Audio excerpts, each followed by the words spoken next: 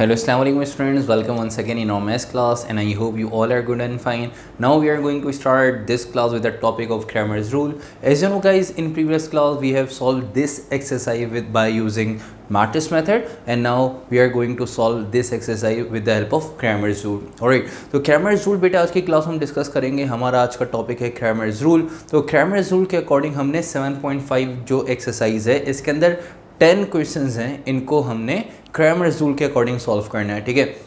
अच्छा, ये जो मेथड है पेपर के लिहाज से इंपॉर्टेंट भी है. पेपर में इस मेथड से मतलब इस रूल से क्रैमर्स रूल के अकॉर्डिंग एक क्वेश्चन आपके पास पेपर में आता है. ठीक है. अच्छा, पेपर में जो क्वेश्चन आपके पास आएगा वो मैट्रिक्स मेथड से भी आ सकता है, क्रैमर्स रूल से भी आ सकता है. ठीक है. लेकिन नॉर्मली क्रैमर्स रूल ज़्यादा आता है as compared to matrix method. ठीक है बेटे.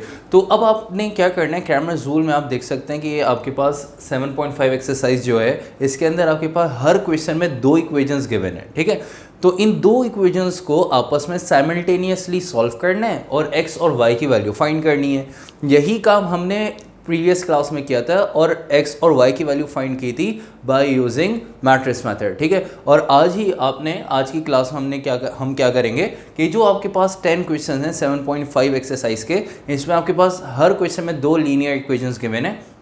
इनको आपस में साइमल्टेनियसली सॉल्व करके x और y की वैल्यू फाइंड करेंगे with the help of Cramer's rule. ठीक है. तो बेटा क्रैमर्स रूल के अकॉर्डिंग आपने इस क्वेश्चन को करना है सॉल्व, मतलब इस पूरी एक्सरसाइज को क्रैमर्स रूल के अकॉर्डिंग आप करना है सॉल्व. इसी एक्सरसाइज को मैट्रिक्स मेथड से कर चुके हैं, अब क्रैमर्स रूल के अकॉर्डिंग इस एक्सरसाइज को करेंगे सॉल्व. और हर क्वेश्चन में आपने जो है वो एक ही तरह का काम करना है, मतलब एक्स और वाई की वैल्यू फाइंड करनी है with the help of Cramer's rule. अब किस तरह, मतलब क्रैमर्स रूल क्या होता है, किस तरह से एक्स और वाई की वैल्यू फाइंड करते हैं, किस तरह से हम क्रैमर्स रूल के अकॉर्डिंग क्वेश्चन को करेंगे सॉल्व. चलते हैं इसके सॉल्यूशन की तरफ. ठीक है बेटे. तो सबसे पहले हम हिंट डालेंगे यहाँ पे सॉल्यूशन की और स्टार्ट करेंगे अपने क्वेश्चन को. ठीक है बेटा. तो आपने क्या करना है, सबसे पहले सॉल्यूशन की हिंट डालनी है और सॉल्यूशन की हिंट डालने के बाद हम क्या करेंगे, क्या करना है बेटा, x और y की वैल्यू फाइंड करनी है with the help of Cramer's rule. तो क्रैमर्स रूल के अकॉर्डिंग यहाँ पे x और y के लिए 2 अलग अलग फार्मूलाज हैं. ठीक है. वो मैं यहाँ पे लिखने जा रहा हूँ. उसके बाद जो है वो हम इसका फर्दर सॉल्यूशन जो है वो स्टार्ट करते हैं. मैट्रिक्स मेथड अगर आपको याद हो तो उसमें आपको एक इक्वेशन जो है वो ड्राइव करनी होती है, x equals to a inverse into b. But यहाँ पे जो है वो ऐसी कोई इक्वेशन नहीं, यहाँ पे x और y की अलग अलग वैल्यूज़ फाइंड करनी होगी. x और y के अलग अलग फार्मूलाज हैं. चलते हैं उन फार्मूलाज की तरफ. तो देख लीजिएगा, x और y की वैल्यू फाइंड करनी है तो x का फार्मूला है आपके पास dx अपॉन d, और बेटा y का फार्मूला है y equals to dy upon d. ठीक है. तो d मीन्स डिटर्मिनेंट, ठीक है, ऑफ d, और dx mean determinant of d in terms of x. ठीक है. d जो है वही डिटर्मिनेंट ऑफ d है, मैट्रिक्स d का डिटर्मिनेंट आपको चाहिए, और dy determinant of d in terms of y. सही भाई. तो अब आपने क्या करना है, यहाँ पे x और y की वैल्यू फाइंड करनी है. उसके लिए आप ज़रा देख सकते हैं, आपको dx पता हो, d पता हो, dy पता हो और d पता हो. तो आप देख सकते हैं x और y में एक चीज़, x और y के लिए एक चीज़ सेम है कि भाई दोनों में यहाँ पे डिनोमिनेटर में d आ रहा है. तो d क्या है बेटा, डिटर्मिनेंट है, मतलब मैट्रिक्स d का डिटर्मिनेंट. तो उसके लिए आपको क्या पता होना चाहिए बेटा, मैट्रिक्स d पता होना चाहिए. ठीक है. पहले हम d निकालेंगे, मैट्रिक्स d का डिटर्मिनेंट निकालेंगे. मैट्रिक्स d का डिटर्मिनेंट सबसे पहले हम कैलकुलेट करेंगे क्योंकि दोनों में वो सेम है, x के लिए भी वही चाहिए, y के लिए भी वही चाहिए. d का डिटर्मिनेंट फाइंड करेंगे और d का डिटर्मिनेंट अगर आपके पास 0 आ जाएगा तो हम आगे फर्दर सॉल्यूशन नहीं करेंगे, लिख देंगे solution is not possible because the matrix is singular. ठीक है. तो अगर डिटर्मिनेंट 0 नहीं आएगा d का, ठीक है, दोनों के जो डिनोमिनेटर में जो d है इनका डिटर्मिनेंट अगर 0 नहीं आएगा तो हम आगे फर्दर सॉल्व करेंगे. क्वेश्चन को dx की वैल्यू निकालेंगे, dy की वैल्यू निकालेंगे और x और y, ठीक है, इन फार्मूलाज में जो x और y के हमने फार्मूलाज बना लिए इनमें पुट करके x और y की वैल्यूज फाइंड कर लेंगे. ठीक है. x का अलग फार्मूला है, y का अलग फार्मूला है, आप चाहे एक साथ सॉल्व करें अलग अलग. ठीक है. तो हम सबसे पहले क्या फाइंड करने जा रहे हैं बेटा, d, determinant of d find करेंगे. उसके लिए पहले तो सबसे पहले आपको मैट्रिक्स d पता होना चाहिए, मैट्रिक्स d क्या है. तो बेटा जरा देखिएगा, ये जो क्वेश्चन है ये पहले अरेंज हम कर लेते हैं. ठीक है. अरेंज किस फॉर्म में कि भाई सबसे पहले x की वैल्यूज़ हों, फिर y की वैल्यूज़ हों, फिर कांस्टेंट वैल्यूज़ हों. तो आप देख सकते हैं क्वेश्चन अरेंज है तो हमें इसको करने की ज़रूरत नहीं है. अरेंज मतलब पहले x की वैल्यूज़ हैं, फिर y की वैल्यूज़ हैं, फिर कांस्टेंट राइट साइड पे. तो इस पूरी एक्सरसाइज में बस एक क्वेश्चन है, क्वेश्चन नंबर 6, जो कि मैंने लास्ट क्लास में ही बता दिया था, मैट्रिक्स मेथड में उसको अरेंज करना सिखा दिया था कि पहले x की वैल्यूज़ हों, फिर y की वैल्यूज़ हों, कांस्टेंट राइट साइड पे. तो क्वेश्चन नंबर 6 को अरेंज करना होगा सॉल्व करने से पहले. ठीक है. बाकी सारे क्वेश्चन आपको अरेंज जो है वो मिले हैं. ठीक है. तो आपके पास एग्जाम में भी क्वेश्चन आएगा तो वो जो हो सकता है अरेंज करना हो पहले. और या फिर आपको अरेंज फॉर्म में मिले पहले एक्स की वैल्यूज़ हों फिर वाई की वैल्यूज़ हो, ठीक है, फिर कांस्टेंट इक्वल्स टू के बाद हो। अगर नहीं हो ऐसे तो आपने इस फॉर्म में पहले क्वेश्चन को अरेंज करना होगा। तो ये क्वेश्चन बेटा अरेंज है, चलते हैं इसके सॉल्यूशन की तरफ। तो पहले हमें क्या चाहिए, डी चाहिए। तो सबसे पहले तो हम यहाँ पे एक मैट्रिक्स डी बना लेंगे। मैट्रिक्स डी क्या है, जिस तरह से मैट्रिक्स मैथड में मैट्रिक्स ए था बिल्कुल इसी तरह से वही यहाँ पे मैट्रिक्स आपका मैट्रिक्स डी कहलाता है, ठीक है। मैट्रिक्स डी कैसे बनेगा बेटा, एक्स और वाई की वैल्यूज़ से। एक्स का कोफिशिएंट पहले अरेंज है, एक्स की वैल्यूज़ पहले हैं फिर वाई की वैल्यूज़ हैं, तो एक्स और वाई के कोफिशिएंट से हम यहाँ पे मैट्रिक्स डी बनाएंगे। यहाँ पे एक्स का कोफिशिएंट 2 है तो यहाँ पे 2 आ जाएगा, वाई का कोफिशिएंट 5 है बेटा तो 5 आ जाएगा, एक्स का कोफिशिएंट 4 है तो 4 आ गया और वाई का कोफिशिएंट -2 है तो -2 आ गया। तो इससे हमने क्या करा बेटा, मैट्रिक्स डी बना लिया। जैसे ही मैट्रिक्स डी बनाया तो मैट्रिक्स डी बनाने के बाद अब हमें क्या चाहिए, डी का डिटर्मिनेंट चाहिए, ठीक है। तो डी का डिटर्मिनेंट हम यहाँ पे कैलकुलेट करेंगे और डी का डिटर्मिनेंट कैसे कैलकुलेट करेंगे ज़रा देख लीजिएगा। डी का डिटर्मिनेंट कैलकुलेट करने के लिए हम क्या करते हैं बेटा, जिस मैट्रिक्स का डिटर्मिनेंट हम कैलकुलेट करते हैं तो स्क्वायर ब्रैकेट को रिमूव करके हम ये दो मॉड्यूलस के साइन यहाँ पे लगा देते हैं, ठीक है। ये मॉड्यूलस कह लें, मॉड कह लें, एब्सोल्यूट कह लें, दो स्ट्रेट लाइंस हम यहाँ पे लगाते हैं, स्क्वायर ब्रैकेट को कन्वर्ट कर देते हैं दो स्ट्रेट लाइन में। अब इनको एज इट इज़ हम लिख देंगे वैल्यूज़ को, इन एलिमेंट्स को 2 5 4 -2। अब डिटर्मिनेंट, अब बेटे आपको कैलकुलेट करना आता है। डिटर्मिनेंट हम कैसे कैलकुलेट करते हैं कि डायगोनल्स को आपस में मल्टीप्लाई करते हैं, 2 और -2 को मल्टीप्लाई करेंगे, 4 और 5 को मल्टीप्लाई करेंगे। जी भाई, तो 2 को -2 से बेटा अगर हम मल्टीप्लाई करें, 2 को -2 से मल्टीप्लाई करने पे प्लस माइनस माइनस 2 2 ज़ा 4, फिर सेकंड डायगोनल से पहले भी हम माइनस का साइन लगाते हैं। जी भाई, 4 5 ज़ा 20, सही है। तो अब इनको अगर हम सॉल्व कर लें तो d का आंसर आ जाएगा -4 -20, आंसर आ जाएगा बेटा -24। तो आपने देखा determinant of d, matrix d का डिटर्मिनेंट हमने कैलकुलेट कर लिया। तो मैट्रिक्स d का डिटर्मिनेंट जैसे ही हमने कैलकुलेट किया तो आंसर हमारे पास आ रहा है बेटा 24 -24। आंसर 0 नहीं आ रहा d का। अगर 0 आ रहा होता d का डिटर्मिनेंट, ठीक है, तो हम यहाँ पे फर्दर सॉल्यूशन नहीं करते, लिख देते हैं solution is not possible because the matrix is singular. लेकिन d का जो आंसर 0 नहीं आ रहा है, -24 आ रहा है, इसका मतलब फर्दर सॉल्यूशन होगा, मैट्रिक्स नॉन सिंगुलर है। अब देखिए एक्स और वाई की वैल्यू फाइंड करनी थी, उसमें आपने क्या करा, डी निकाल लिया, तो एक्स के लिए भी डी आ गया, वाई के लिए भी डी आ गया। अब आपको क्या चाहिए बेटा, डी एक्स और डी वाई चाहिए। तो डी एक्स और डी वाई अब हम यहाँ पे करेंगे फाइंड। तो उसके लिए जो फाइंड करना है लिख देंगे, for d x equals to ग्रीष्मा। तो बेटा डी एक्स अब हमने यहाँ पे क्या करना है, कैलकुलेट करना है, ठीक है। तो डी एक्स बेटा कैलकुलेट करना है। तो डी एक्स की कैलकुलेशन के लिए हम क्या करते हैं ज़रा देख लीजिएगा। D x means determinant of D in terms of x, ठीक है। तो डी एक्स किस तरह से कैलकुलेट करना है ज़रा देखें। पहले आपने जैसे डी बनाया फिर उसका डिटर्मिनेंट कैलकुलेट किया, तो डी एक्स में भी आपने क्या करना है, डिटर्मिनेंट कैलकुलेट करना है डी का, लेकिन इन टर्म्स ऑफ एक्स। मतलब यहाँ पे मैट्रिक्स डी जो है इसमें ये वाले जो फर्स्ट कॉलम में जो दो एलिमेंट्स लिखे हुए हैं 2 और 4, ये कहाँ से है ज़रा देखें। एक्स का कोफिशिएंट 2, एक्स का कोफिशिएंट 4। ये जो 2 और 4 फर्स्ट कॉलम में जो दो एलिमेंट हैं ये एक्चुअली एक्स के कोफिशिएंट है, मतलब एक्स की वैल्यूज़ हैं। तो जब भी हम डी एक्स निकालेंगे बेटा, ठीक है, जब भी हम डी एक्स निकालेंगे तो डी एक्स के लिए ये जो फर्स्ट कॉलम है, ठीक है, मतलब ये जो एक्स की वैल्यूज़ होती हैं ये नहीं लिखेंगे, ठीक है, वाई की वैल्यूज़ लिख देंगे, ठीक है। वाई की वैल्यू क्या है, y की वैल्यू एज इट इज़ आ जाएगी 5 और -2, ठीक है बेटा। y की वैल्यू एज इट इज़ आ गई, बट x की वैल्यू नहीं लिखी। x की वैल्यू क्यों नहीं लिखी, क्योंकि हम dx कैलकुलेट कर रहे हैं, मतलब determinant of d in terms of x। तो dx में हम x की वैल्यू नहीं लिखते, x की कोफिशिएंट्स की जगह, x की ये जो x के कोफिशिएंट्स हैं इन दो एलिमेंट्स की जगह हम ये जो कांस्टेंट वैल्यूज़ हैं, ठीक है, इक्वल्स टू के बाद जो कांस्टेंट है ये लिख देंगे, मतलब 9 और 1, ठीक है। तो इससे हम क्या करेंगे, dx कैलकुलेट कर लेंगे। आई होप आपको dx का कॉन्सेप्ट समझ में आया, ठीक है। dx के लिए क्या करना है हमने कि x के कोफिशिएंट नहीं लिखने, x के कोफिशिएंट की जगह ये कांस्टेंट वैल्यूज़ लिख देनी है, बाकी y के कोफिशिएंट एज इट इज़ रहेंगे, ठीक है। अब इनका डिटर्मिनेंट कैलकुलेट कर लेंगे तो dx का आंसर मिल जाएगा, ठीक है। तो हमने पहले d कैलकुलेट कर लिया, फिर dx चाहिए x के लिए, फिर dy चाहिए होगा y के लिए। तो dx कैलकुलेट करने जा रहे हैं, मतलब d का ही डिटर्मिनेंट कैलकुलेट कर रहे हैं इन terms of x। In terms of x कैसे, कि भाई x के कोफिशिएंट को नहीं लिखना, ये जो दो x की वैल्यूज़ आई हैं हमने यहाँ पे लिखी थी d में, तो x की वैल्यूज़ नहीं लिखनी, बाकी y की वैल्यू एज इट इज़ लिख देंगे। dx के लिए x की ही वैल्यू, dx में x की वैल्यू नहीं लिखनी है। उनकी जगह हम क्या करेंगे बेटा, ये कांस्टेंट वैल्यूज़ लिख लेंगे, सही है। जो कांस्टेंट वैल्यूज़ हैं वो x की जगह पे आ जाएंगी। अब इनका डिटर्मिनेंट वैसे ही कैलकुलेट करेंगे बेटा, जैसे सिंपल डिटर्मिनेंट हम कैलकुलेट करते हैं, फर्स्ट डायगोनल को फिर सेकंड डायगोनल को आपस में मल्टीप्लाई करेंगे, सही है भाई। तो डायगोनल्स को मल्टीप्लाई करना है, फर्स्ट डायगोनल को फिर हम सेकंड डायगोनल को मल्टीप्लाई करेंगे।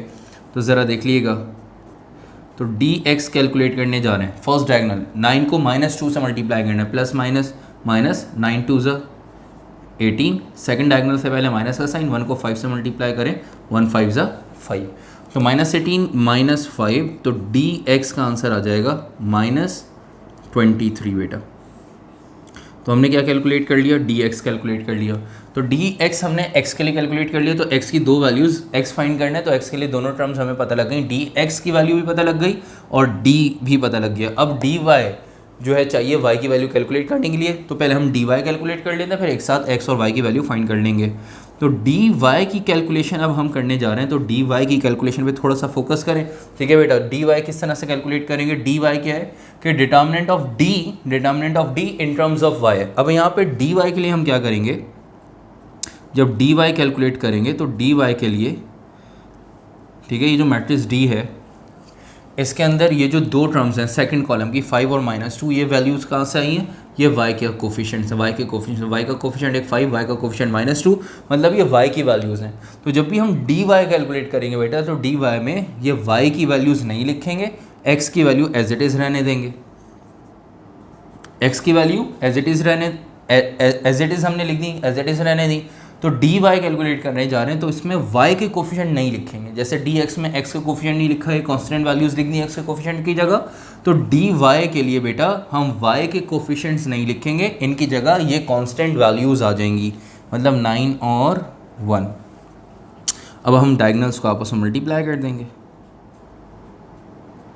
तो 2 1 ज़ा 2, ठीक है। सेकंड डायगोनल से पहले बेटा माइनस का साइन, फिर सेकंड डायगोनल को मल्टीप्लाई करेंगे, ठीक है। 9 और 4 को 9 से मल्टीप्लाई कर दें, आंसर क्या आ जाएगा बेटा आपके पास 36, सही है।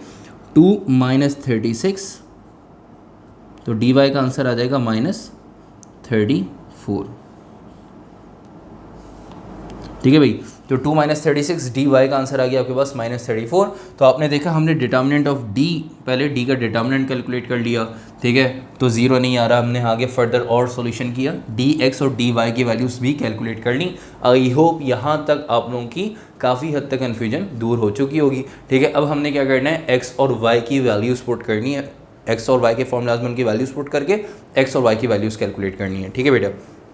चलते हैं यहाँ पे, पहले x का फॉर्मूला लिख लेते हैं, x बराबर है किसके, dx/d, और y जो है वो बराबर है किसके बेटा, dy/d के।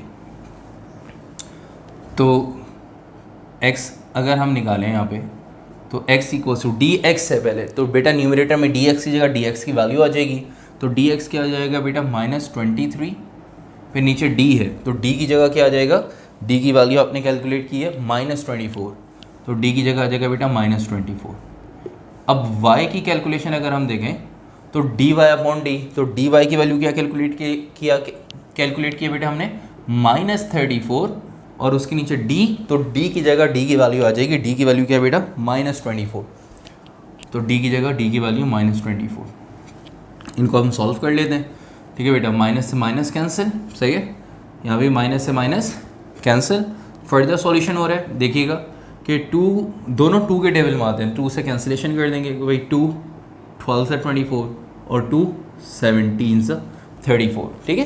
तो रिमेनिंग वैल्यूज़ लिख लेंगे, x = 23/24, ये आगे फर्दर और सॉल्व नहीं हो रही वैल्यू, तो x की वैल्यू आपके पास आ गई 23/24, और y की वैल्यू आ गई, ऊपर क्या बचा बेटा 17, और नीचे क्या बचा बेटा 12, तो y की वैल्यू आपके पास आ गई 17/12। तो x और y की वैल्यूज़ हमने कैलकुलेट कर ली हैं। अब इनको हम क्या करेंगे बेटा, सॉल्यूशन सेट में लिख लेंगे इसका आंसर, कि x, y = 23, पहले x की वैल्यू 23/24, फिर y की वैल्यू 17/12, ठीक है बेटा। तो बुक में इसका y का आंसर होल नंबर में दिया हुआ है, आप यहीं तक इसको सॉल्व करें, कोई मसला नहीं, आपको फुल मार्क्स मिलेंगे। y की वैल्यू आपने कैलकुलेट कर ली, फ्रैक्शन में एज इट इज़ रहने देंगे, देखो इसको as it is, whole number में इसको कन्वर्ट नहीं करेंगे, और ये आपके पास क्या आ गया बेटा, इसका आंसर आ गया।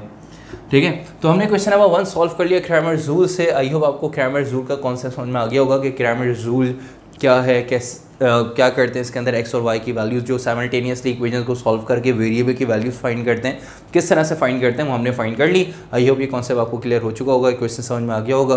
तो अगर हम एक चीज़ नोट करें कि हमने इससे पहले प्रीवियस क्लास में कौन सा मेथड किया था बेटा, मैट्रिक्स मेथड, तो यही क्वेश्चन हमने मैट्रिक्स मेथड से किया था, वहाँ पे एक्स और वाई की वैल्यूज़ कैलकुलेट की थी और यही आंसर आ रहा था।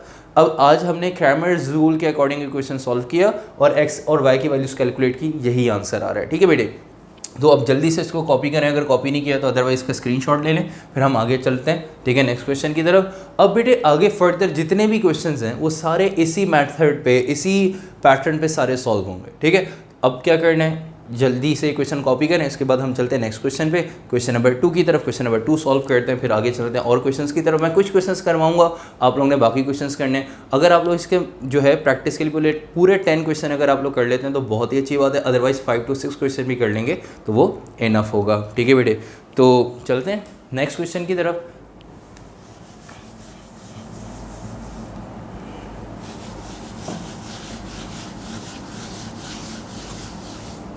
तो नेक्स्ट क्वेश्चन आपके पास है question number 2। Question number 2 solve कर लेते हैं। ठीक है, इसी तरह क्वेश्चन नंबर 3 है, 4 है। तो क्वेश्चन नंबर 2 जो है वो क्या है बेटा आपके पास, 8x - 4y = 2, x + 2y = 4। ठीक है बेटा, क्वेश्चन अरेंज है, पहले x की वैल्यूज़ हैं, फिर y की वैल्यूज़ हैं, फिर कांस्टेंट वैल्यूज़ हैं। ठीक है, क्वेश्चन अरेंज है। अब आपने क्या करना है, इसमें से d की वैल्यू निकालनी है। ठीक है, देखें आपको x और y की वैल्यू फाइंड करनी है, तो सॉल्यूशन के हिंट डालने के बाद आपने x और y के फॉर्मूलाज लिख लिए। इसके अकॉर्डिंग पहले d कैलकुलेट करना है, d का डिटर्मिनेंट, फिर dx और dy, फिर वैल्यूज पुट करेंगे, x और y का आंसर आ जाएगा। ठीक है, तो चलते हैं सॉल्यूशन की तरफ। तो पहले हम क्या करेंगे, मैट्रिक्स d बना लेंगे, फिर उसका डिटर्मिनेंट कैलकुलेट करेंगे। ठीक है, फिर dx और dy कैलकुलेट करेंगे। तो पहले हम यहाँ पे क्या कैलकुलेट करने जा रहे हैं, पहले मैट्रिक्स d बनाने जा रहे हैं। ठीक है, तो यहाँ पे अगर लिखना चाहें तो लिख दें फॉर d = समा, तो d के लिए पहले मैट्रिक्स d बना लें। मैट्रिक्स d जो है वो कैसे हम बनाते हैं कि भाई ये जो x के कोफिशिएंट्स हैं ये हमारे पास फर्स्ट कॉलम बन जाएगा। 8 इसके साथ कुछ नहीं, तो बेटा x के साथ क्या है, 1 है, तो 8 और 1 फर्स्ट कॉलम में वैल्यू आ गई, 8 और 1। सेकंड कॉलम आपके पास y का कोफिशिएंट से आ जाता है। ठीक है, y का एक कोफिशिएंट -4, y का एक कोफिशिएंट 2। सही है, अब हम इसका डिटर्मिनेंट कैलकुलेट करेंगे। तो डिटर्मिनेंट कैलकुलेट करने के लिए हम क्या करते हैं, जो स्क्वायर ब्रैकेट है, ये 2 स्क्वायर ब्रैकेट को हम रिमूव करके 2 मॉड्यूलस के साइन हम यहाँ पे लगा देंगे, जिसको हम एब्सोल्यूट के साइन भी कह सकते हैं, और इस पूरे मैट्रिक्स को एज इट इज़ लिख देंगे 8 - 4 1 और 2।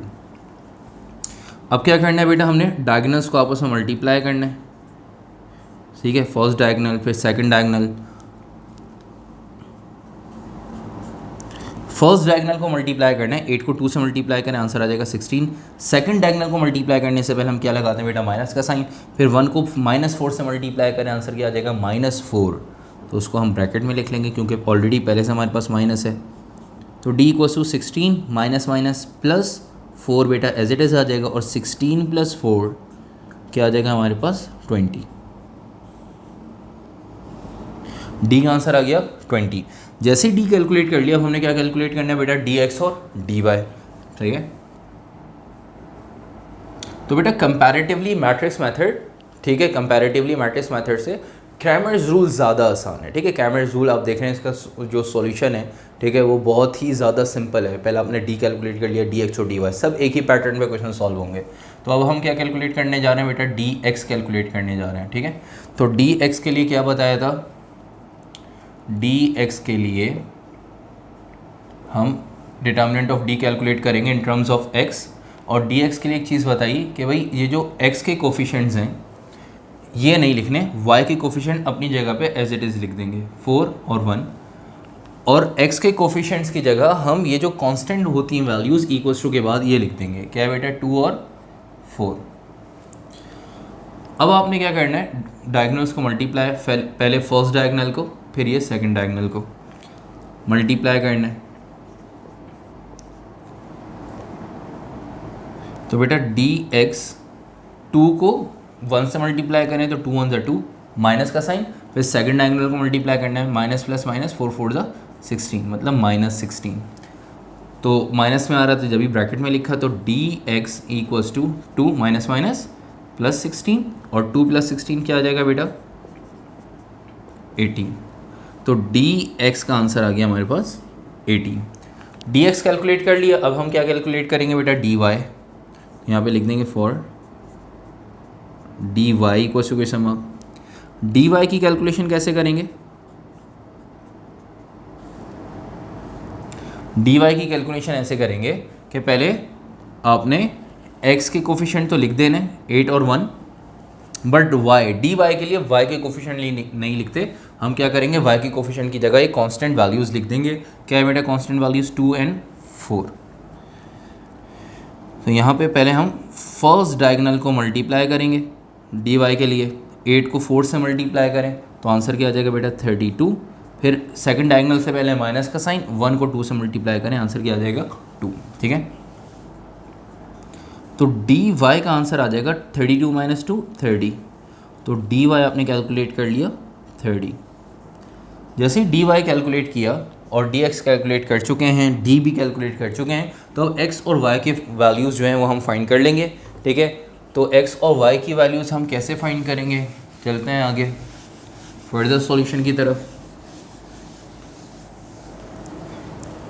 अब इसी के नीचे आपने x और y के फार्मूलाज लिख दिए कि x बराबर है dx/d, y बराबर है dy/d। तो अब dx की जगह dx की वैल्यू, dy की जगह dy की वैल्यू पुट करेंगे और हमारे पास x और y की वैल्यूज़ आ जाएंगी। तो dx हमारे पास है बेटा 18, तो dx की जगह क्या आ जाएगा 18, और d की जगह क्या आ जाएगा, d है हमारे पास 20, तो d की जगह आ जाएगा बेटा 20। इसी तरह dy हमारे पास क्या है 30, आप देख सकते हैं बेटा dy 30 है, और d जो है वो हमारे पास क्या है 20। ठीक है, जैसे ही हमने वैल्यूज पुट की यहाँ पे, तो वैल्यूज पुट करेंगे, इसको फर्दर सॉल्व करेंगे, आंसर आ जाएगा। तो अब ज़रा देख लीजिएगा, अगर हम इसको सॉल्व करें तो दोनों 2 के टेबल में आती हैं। ठीक है, तो 2 9 × 18 और 2 10 × 20। इसी तरह ये दोनों जो हैं 2 के टेबल में भी आती हैं वैल्यूज़ और 5 के टेबल में भी आती हैं। तो बड़े नंबर से ज़्यादा बड़े नंबर से हम कैंसिल जितना कर सकते उतनी अच्छी बात है। तो 5 4 × 20 और 5 6 × 30। ठीक है, और आपके पास जो है ये कौन सी टेबल में और कैंसिलेशन यहाँ पे हो सकती है, कैसे देख लीजिएगा, 2 2 × 4, 2 3 × 6। ठीक है बेटा, तो ये आपने क्या करा, इसको चाहें तो 10 के टेबल से डायरेक्ट कैंसिल आप कर सकते हैं कि भाई 10 2 × 20 और 10 3 × 30, या 5 से किया तो आपको फर्दर और मज़ीद इसको और सॉल्व करना पड़ा। तो चलें, कैंसिलेशन के बाद जो हमारे पास वैल्यूज़ आ गई हैं, x की वैल्यू आ गई 9/10 और y की वैल्यू हमारे पास आ गई है बेटा ऊपर 3 और नीचे 2। तो y की वैल्यू आ गई हमारे पास 3/2। सही है, तो x और y की वैल्यूज़ हम कैलकुलेट कर चुके हैं। एंड में सॉल्यूशन सेट में आंसर लिख लेंगे कि x, y इक्वल्स टू 9/10, 3/2। सही भाई, तो आपने देखा ये x और y की वैल्यूज़ आ गई। क्वेश्चन नंबर 2 भी हमने सॉल्व कर लिया, आप देख सकते हैं बिल्कुल उसी पैटर्न में हमने इसको सॉल्व किया है। ठीक है, आई होप इसमें आप लोगों को कोई भी कन्फ्यूजन नहीं हुई होगी। ठीक है, चलते हैं, जल्दी से इसको कॉपी नहीं किया तो जल्दी कॉपी करें, अदरवाइज़ इसका स्क्रीनशॉट लें। ठीक है, फिर हम आगे चलते हैं नेक्स्ट क्वेश्चन की तरफ। और नेक्स्ट क्वेश्चन जो हम सॉल्व करने जा रहे हैं वो हमारे पास है क्वेश्चन नंबर 6 है। ठीक है, तो क्वेश्चन नंबर 6 को हमें क्या करना पड़ेगा, अरेंज करना पड़ेगा, फिर उसको हमें आगे फर्दर सॉल्व करना पड़ेगा। तो हम क्वेश्चन नंबर 6 आगे और भी क्वेश्चन है, 3 भी करना है आप लोगों ने, 4 भी करना है, ठीक है, 5 भी करना है।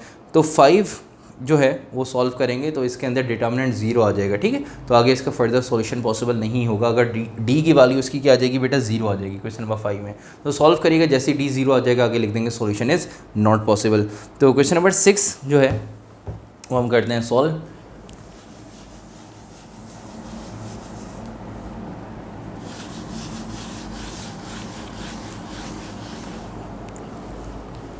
क्वेश्चन नंबर 6 है आपके पास y इक्वल्स टू 2x + 2, ठीक है, and x equals to 3 - 2y।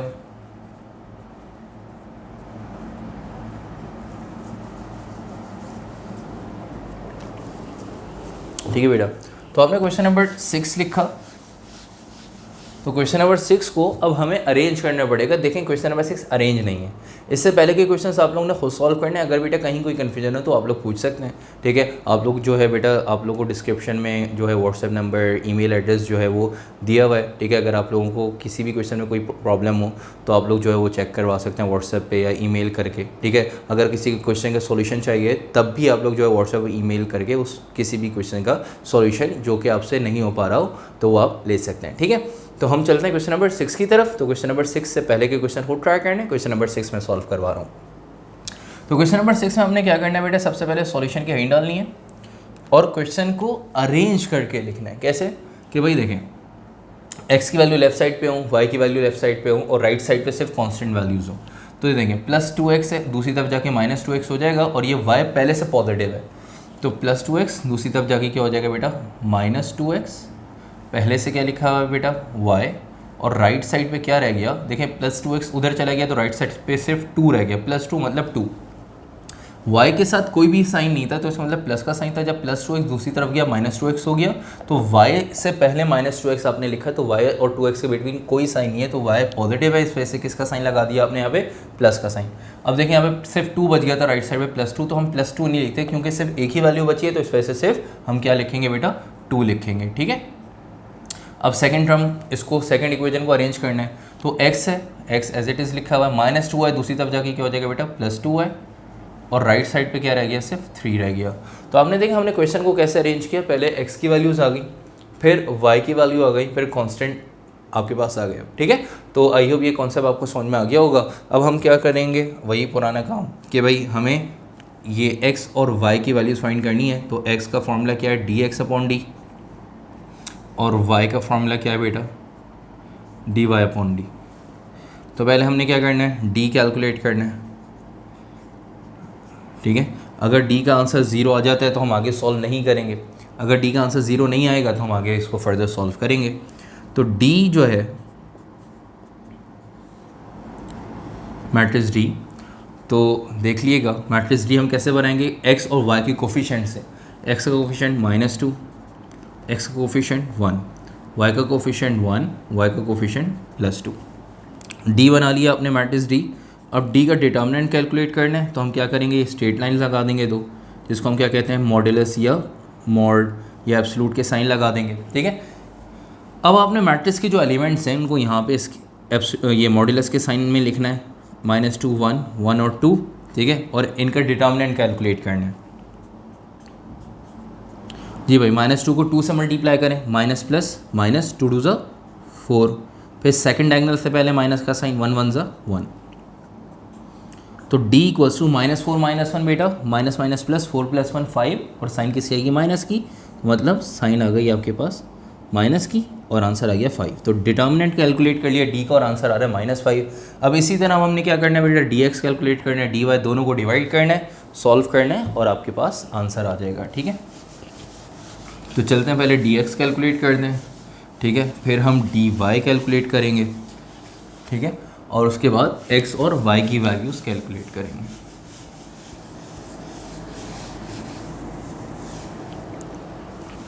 ठीक है, अच्छा बेटा, तो dx कैलकुलेट करना है तो dx के लिए हम क्या करते हैं, डिटर्मिनेंट ऑफ d कैलकुलेट करते हैं इन टर्म्स ऑफ x।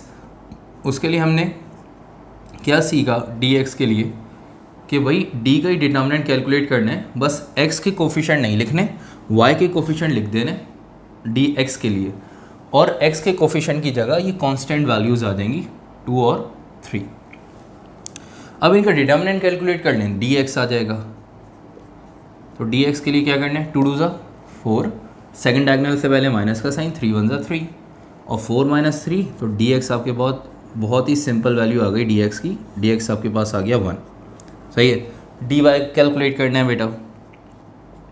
तो डी वाई के लिए क्या हमने सीखा था बेटा प्रीवियस क्वेश्चंस में, कि डी वाई में हम वाई के कोफिशिएंट नहीं लिखते, एक्स के कोफिशिएंट लिख देंगे। वाई के कोफिशिएंट की जगह हम ये कांस्टेंट वैल्यूज़ लिख देंगे 2 और 3। अब क्या करना है, इनका डिटर्मिनेंट कैलकुलेट करना है, डायगोनल्स को मल्टीप्लाई करना है।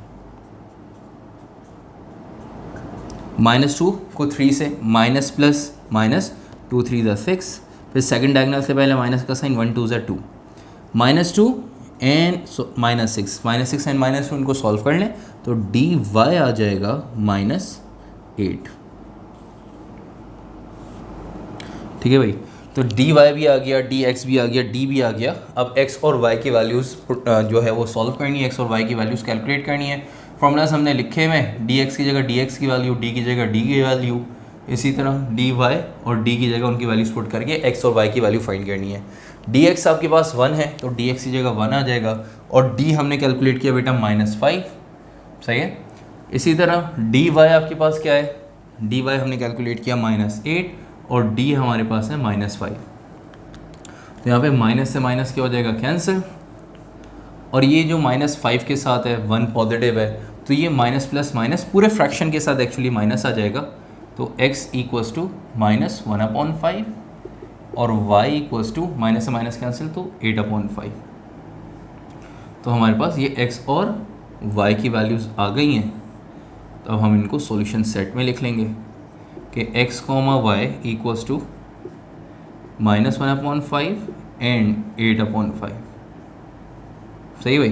तो ये हमारे पास फाइनल आंसर आ गया क्वेश्चन नंबर 6 का। ठीक है बेटे, तो यहाँ तक आके हमने क्या करा, क्वेश्चन नंबर 6 भी सॉल्व कर लिया और क्रैमर्स रूल काफ़ी हद तक हमने जो है वो सॉल्व कर लिया। इस एक्सरसाइज के 3 क्वेश्चंस हमने सॉल्व कर लिए क्रैमर्स रूल के अकॉर्डिंग। ठीक है, जल्दी से इसको कॉपी करें, कॉपी नहीं किया तो जल्दी से स्क्रीनशॉट ले लें। ठीक है, तो बेटे आगे के क्वेश्चन इसके question number 6 to onwards, question number 6 से पहले, ठीक है, 3 4 5 ये आपने खुद ट्राई करना है, इससे आगे के क्वेश्चन खुद सॉल्व करने हैं। अगर किसी क्वेश्चन में कहीं कोई कन्फ्यूजन होती है तो आप लोग पूछ सकते हैं। ठीक है, फिर बताता चलूँगी डिस्क्रिप्शन में आपको व्हाट्सएप नंबर और ईमेल एड्रेस जैसे आपको गिवन है, तो उस पर आप जो है वो कांटेक्ट करके अपना जो है क्वेश्चन चेक करवा सकते हैं। ठीक है, सॉल्यूशन जो है वो आप मांग सकते हैं। ठीक है, ईमेल कर सकते हैं, व्हाट्सएप कर सकते हैं। ठीक है बेटे, बस क्लास को यहाँ पे एंड करेंगे। यहाँ तक आके आज की क्लास में हमने क्रैमर्स रूल सीखा और आई होप क्रैमर्स रूल बहुत अच्छे से आपको समझ में आ गया होगा। कहीं भी कोई कन्फ्यूजन हो तो आप लोग बेटा पूछ सकते हैं। ठीक है, व्हाट्सएप या ईमेल करके कमेंट कर सकते हैं। ठीक है आप लोग, तो इंशाल्लाह फिर नेक्स्ट क्लास में मुलाकात होती है। यहाँ तक आके हमारे चैप्टर जो है चैप्टर 7 कंप्लीट हो गया। नेक्स्ट क्लास में न्यू चैप्टर स्टार्ट करेंगे। और जाते जाते अगर आप लोगों ने लेक्चर को लाइक नहीं किया, वीडियो लाइक नहीं की, तो ज़रूर लाइक करें, चैनल को लाजमी सब्सक्राइब करें, फ्रेंड्स में शेयर करें। ठीक है, स्कूल में, कोचिंग के फ्रेंड्स में सबको बताएं, शेयर करें। ठीक है, जिस ये कि यहाँ पे इस चैनल पे, इस प्लेटफॉर्म पे आपको मैथ्स और फिजिक्स के कंप्लीट लेक्चर्स जो है वो 9 मैट्रिक फर्स्ट या सेकेंड ईयर के मिल जाएंगे। ठीक है बेटे, तो चलें नेक्स्ट क्लास में मुलाकात होती है न्यू चैप्टर के साथ। अपना ख्याल रखिएगा। अल्लाह हाफिज़।